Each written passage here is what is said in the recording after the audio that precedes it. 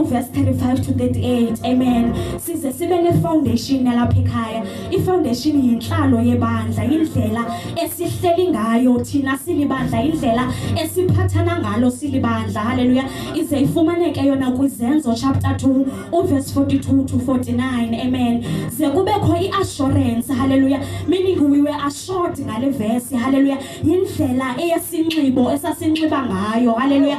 Yona eyayifumaneka kuba kwabase Efese chapter 6. Amen.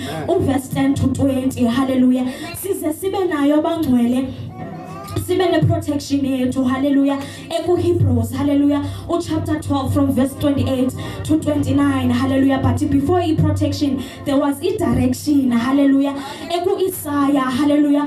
Chapter 42 verse 6 to 9. So sime apha nje sizokhumbuza ukuthi ukuze kubekho ihouse of prayer yintoni leya ibekeke phezulu kotata. Hallelujah. Yintoni le uThixo wayembizele yona ukuze kubekho ihouse of prayer. Hallelujah. Vision yethu ke bangcwele thina, we are the house of prayer evangelical movement. Amen. Our vision is to pray and preach the good news of the kingdom so that God can heal every disease and sicknesses. Therefore we ought to compassionate with those who are helpless and in need of encouragement in order for them to come back to God.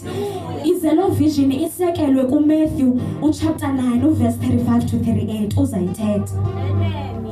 Hallelujah. Ngathanda ukubulisa umoya ongcwele phakathi kwethu ngoyoleni namhlanje.